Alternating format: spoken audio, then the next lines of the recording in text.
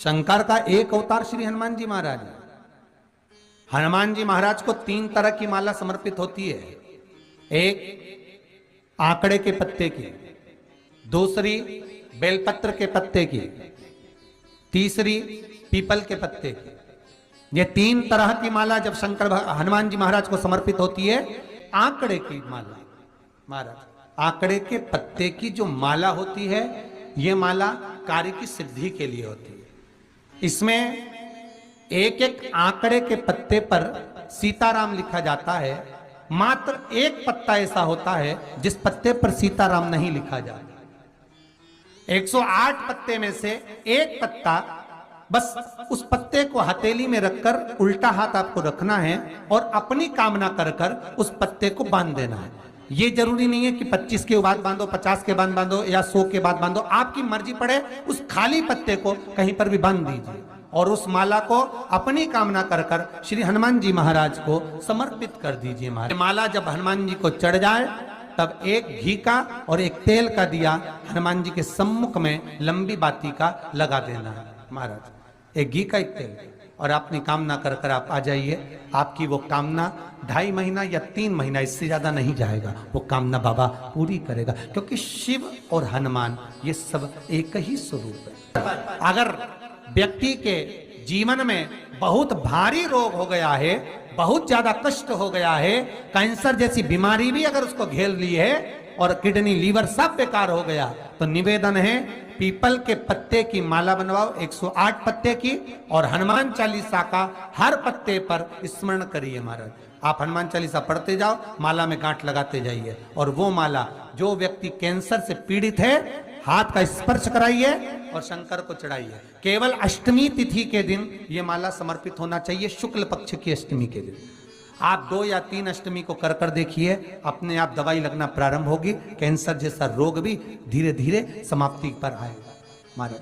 पर करना शुक्ल पक्ष की अष्टमी को ही महाराज। कोई बच्चा एग्जाम में बैठ रहा है, सीए की पढ़ाई कर रहा है, कोई बहुत बड़े एग्जाम में बैठा है, पास हो ही नहीं रहा, बहुत हार गया, बेलपत्री की माला चढ़ाई। पर बेलपत्र की जो माला है वो केवल प्रदोष पर चढ़ती है श्री हनुमान जी महाराज। आप बेलपत्र की माला चढ़ाओ, 108 बेलपत्र आप श्री शिवाय नमस्तुभ्यम मंत्र का जाप कर कर गांठ लगाकर भगवान श्री हनुमान जी महाराज के सामने पहुंचकर माला को सीधी रखकर, जो व्यक्ति एग्जाम में बैठ रहा है, नौकरी के लिए, अन्य पढ़ाई के लिए, अगर कंपटीशन एग्जाम में भी बैठ रहा है, तो माला को हनुमान जी महाराज, और हनुमान जी कौन से होना चाहिए? पूर्वमुखी। हनुमान दक्षिण मुखी नहीं चाहिए, पूर्व में जिन हनुमान जी का मुख हो वो माला ऐसी समर्पित कर कर हनुमान चालीसा का पाठ कर कर 3 बार स्मरण कर कर माला श्री हनुमान जी को पहना दीजिए। ऐसा कोई एग्जाम नहीं जिसमें से आप निकल ना पाए महाराज, पर करना आपको पड़ेगा। प्रदोष का दिन होना चाहिए, प्रदोष के दिन भगवान, और प्रयास जहां तक हो सके प्रदोष काल में अगर चढ़ाएंगे तो ज्यादा फलदायी रहेगा। रतिमान, मतिमान, कैतुमान, रतिमान, ऐसे हनुमान जी के 5 भाई और तो 6 भाइयों का जन्म हुआ है। 6 भाई भगवान का भी कम नहीं देता, अधिक नहीं। और आज भी नियम है महाराज, जिसकी फैक्ट्री नहीं चलती हो, प्रॉपर्टी की आप खरीदारी बेचादारी करते हो, प्रॉपर्टी से जुड़ा हुआ काम करते हो, या लोहे से जुड़ा हुआ करते हो, या फैक्ट्री आदि का कर्म करते हो, कोई मैन्युफैक्चरिंग करते हो, वो नहीं चल रहा, तो हनुमान जी के उल्टे पांव का सिंदूर लीजिए और हनुमान जी के दूसरे नंबर के भाई गतिमान का नाम लीजिए। किसका नाम लेना है? गतिमान। गतिमान का नाम लेकर फैक्ट्री के बाहर या फैक्ट्री पर एक स्वस्तिक का निर्माण कर दीजिए, हनुमान जी के उल्टे पांव के सिंदूर और गतिमान का नाम लेकर।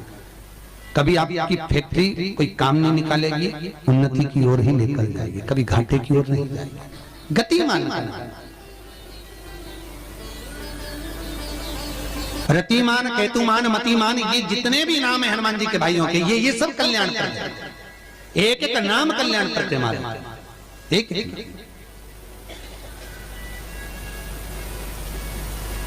महाराज वो जिन बच्चों को निमोनिया हो जाता है ना, वो सर्दी का कोटा रहता है, बहुत सर्दी सर्दी बच्चों को बनी रहती है, तो हर दिन 5-10 दिन में वापस दौड़ के डॉक्टर के पास लेके जाओ, फिर डॉक्टर के पास ले। वैसे तो डॉक्टर के पास बच्चे आजकल के जमाने के जाते ही जाते हैं, हर 15 दिन 20 दिन में। तो इसके पीछे वो चले जाएं। एक हास्य व्यंग में हमसे पूछा किसी ने, महाराज जी आज के बच्चे बार बार हॉस्पिटल डॉक्टर के क्यों जाते हैं? तो हमने कहा देखो भैया, बच्चा जहाँ जन्म लेता है उनसे उनसे प्रेम ज्यादा होता है। पहले नानी के घर में पैदा होता था, इसलिए नानी के घर ज्यादा जाता था। दादी के घर में ज्यादा पैदा होता था, इसलिए दादी के घर ज्यादा जाता था। आज के बच्चे हॉस्पिटल में ज्यादा पैदा होते हैं, इसलिए हॉस्पिटल ज्यादा घूमने जाते हैं। ये हास्य। पर यदि बच्चे को सर्दी ज्यादा होती है, निमोनिया ज्यादा होता हो, ठंडा का कोटा ज्यादा रहता हो, तो पीपल के 5 पत्ते महाराज उस पे घृत लगाकर हनुमान जी के तीसरे नंबर के भाई व्रतिमान का नाम लेकर, व्रतिमान का नाम लेकर बच्चे की छाती पर एक वस्त्र से उसको बांध दीजिए, रात्रि भर बंधे रहने दीजिए महाराज। और बांधना कौन से दिन है? 12 तिथि को, बस एक बार बांधना, उसके बाद सर्दी का कोटा नहीं रहता महाराज, बच्चा स्वस्थ अपने आने में। व्रतिमान हनुमान जी महाराज के जितने भी भाई हैं, सबका आनंद सुख चरणारविंद का सुख देने वाला भगवान श्री हनुमान जी महाराज चैत्र की पूर्णिमा के दिन प्रकट होते हैं। महाराज पवन तनय संकट हरन मंगल मूरत रूप, राम लखन सीता सहित हृदय बसौ सुर। श्री हनुमान जी महाराज का प्रागट्य होता है, चारों तरफ सुख ही समाहित हो जाता है, आनंद ही आनंद स्थापित हो जाता है चारों। अब दोनों में अंतर देखिए। हनुमान जी की जब स्तुति गाई जाती है तो बोला जाता है विद्यावान गुणी अति चातुर। फिर से बोलो एक बार लाइन से, विद्यावान गुणी अति चातुर।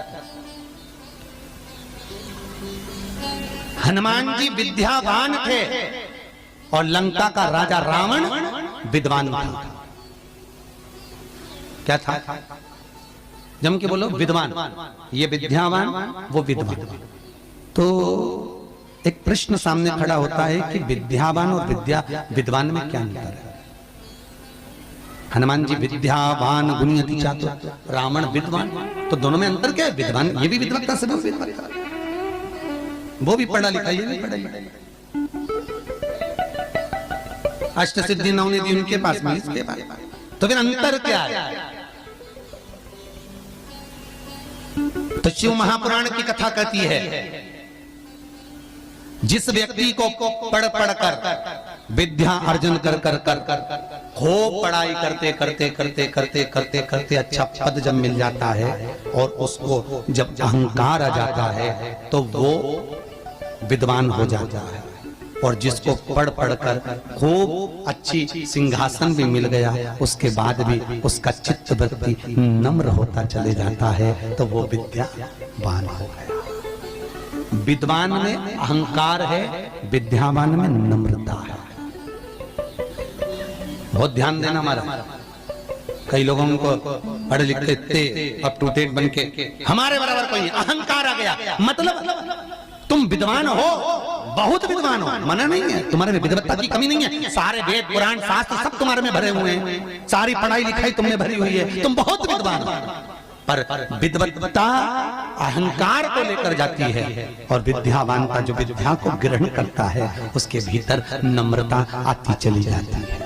नम्रता, कोई कोई व्यक्ति ऐसा होता है जिसके पास भगवान पैसा खूब देता है तो उसको नम्रता देता है, खूब नम्रता, इतना प्रेम से बोलेगा, इतना मीठा बोलेगा, और बोले साहब और मेरे लिए कोई सेवा हो तो बता दो, और बोलिए साहब, इतनी नम्रता। और किसी किसी के पास में अहंकार इतना ज्यादा आ जाता है धन के साथ में कि वो किसी गिनते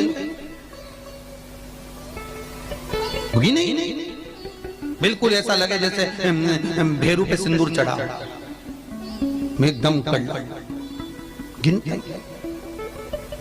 तो दोनों में अंतर है, दोनों। नम्रता अगर आपके भीतर पढ़ाई लिखाई के साथ में, विद्या के साथ में आ रही है तो समझ कितना सुंदर कहा रामकृष्ण परमहंस जी ने। रामकृष्ण परमहंस जी से स्वामी विवेकानंद जी ने पूछा, आपकी निगाह में खूब पढ़ा लिखा व्यक्ति कैसा होता है? रामकृष्ण परमहंस कहने लगे, जीरो, कैसा होता है? शून्य। स्वामी विवेकानंद ने फिर रामकृष्ण परमहंस से पूछा, आपकी दृष्टि में बहुत पढ़ा लिखा, बहुत पैसे वाला, धनपति व्यक्ति कैसा होता है? रामकृष्ण परमहंस जी ने कहा, डबल शून्य, डबल जीरो। स्वामी विवेकानंद जी ने फिर पूछा रामकृष्ण परमहंस जी से, गुरुदेव आपकी दृष्टि में पढ़ा लिखा व्यक्ति, बहुत धनपति, सब ज्ञान में निपुण, वो व्यक्ति कैसा होता है? रामकृष्ण परमहंस ने कहा, ट्रिपल जीरो, 3 शून्य। स्वामी विवेकानंद ने कहा, गुरुजी अगर ये सब शून्य की गिनती में आ गए तो कीमत किसकी होगी? रामकृष्ण परमहंस जी ने कहा, सारे ज्ञान प्राप्त करने के बाद जो झुकना नहीं जानता, नम्रता नहीं जानता, वो जीरो के बराबर ही होता है। और जिसके पास में धन भी है, विद्या भी है, सारी निपुणता है, और जिसके भीतर नम्रता बनी हुई है, उसके आगे एक लगा दिया जाए तो वो करोड़ों की गिनती में हो जाता है। उसके आगे एक का फर्क। कई लोग बड़ी अभिमतता में जीते हैं, मैं मेरे बराबर कोई नहीं, और जो मैं करके मर जाता है, अगला जन्म बकरा बकरी का हो जाता है, मैं करता फिरता है। छुपकली और बकरा बकरी दोनों पहचान जाओ, बहुत परिचित है। तुम्हारे दरवाजे पर भी कोई बकरा बकरी दिखे तो समझ लेना तुम्हारा रिश्तेदार आया है। मैं करके मर गया, मेरा घर, मेरी परिवार, मेरा कुटुंब, मेरी घर, मेरी गाड़ी, मेरा बंगला, मेरा मेरा मेरा करके मरा, बकरा बकरी। मैं तत्व में अभिमतता।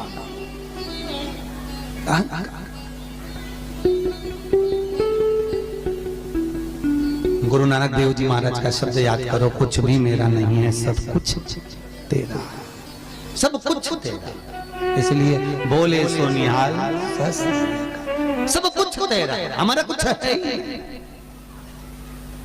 हमारे भीतर कुछ है तो वो परमात्मा। हनुमान जी महाराज प्रकट हुए और अष्ट सिद्धि, कितनी? अष्ट सिद्धि, नवनिधि। कितनी निधि? 9 निधि हनुमान जी के पास में थी। अष्ट सिद्धि 9 निधि, और उस 9 निधि में सबसे ज्यादा सुंदर निधि जो दुनिया के हित की है वो है नील निधि। कौन सी निधि? 9 निधि में से एक निधि का नाम है नील निधि। अष्ट सिद्धि नव निधि के दाता, असबर दीन जानकी माता, राम रसायन तुमरे पासा, सदा रहो रघुपति के। आज तुम लोगों ने पुण्य करा होगा, शनिवार के दिन, पूर्णिमा के दिन तुम्हें अष्ट सिद्धि नव निधि मिल गई। आज किस्मत वाले हो गया, भाग्यशाली। अष्ट सिद्धियां नव निधियां प्राप्त हो गई। गाते गाते पूरी जिंदगी हो गई थी, रोज हनुमान चालीसा पढ़ते थे, रोज बोलते थे अष्ट सिद्धि नव निधि की दाता। अष्ट सिद्धि थी कौन सी, नव निधि थी कौन सी? बच्चे पूछे तो बता तो सकते हो कि अष्ट सिद्धि ये है, नव निधि ये है, और किस किस चीज का क्या क्या लाभ है। अष्ट सिद्धि मालूम है? अरे जल्दी बोलो, नहीं मालूम? लिखना चालू करो बात। अष्ट सिद्धियां, पहली अनिमा, दूसरी महिमा, तीसरी गरिमा। अष्ट सिद्धियों में पहली अणिमा, दूसरी महिमा, तीसरी गरिमा। ये हनुमान जी महाराज की जो अष्ट सिद्धियां हैं, इन सिद्धियों के लिए आपको ज्ञात होना चाहिए, हनुमान जी महाराज के जब घर में तुम रोज हनुमान चालीसा का पाठ करती हो, आज एक दिन हो गया, कल दूसरा दिन हो गया, तीसरा दिन हो गया, कैलेंडर में जो पंचांग हो कैलेंडर हो, उस कैलेंडर में एक निशान बना कर रखो कि आपके 108 जब पाठ पूरे हो जाएं, तब 108 बाती आप हनुमान जी महाराज की इन अष्ट सिद्धियों के नाम से लगा दीजिए।